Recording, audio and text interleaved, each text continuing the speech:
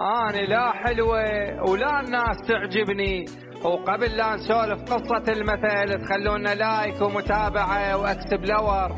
كانت اكو وحدة اسمها ليلو بنت الشلبي من نسوان محلة قنبر علي بالرصافة ببغداد، وكانت ما محبوبة ودميمة ووجهها مو حلو، بس الغريب بيها كانت ما تخلي وحدة بحالها، كل وحدة تشوفها تقعد تنتقدها.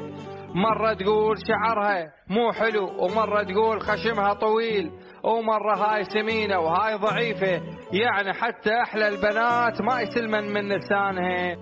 النسوان يوم من الأيام سألنها هاليلو انت ليش ماكو وحدة تعجبيك؟ ليش تحكين على كل البنات؟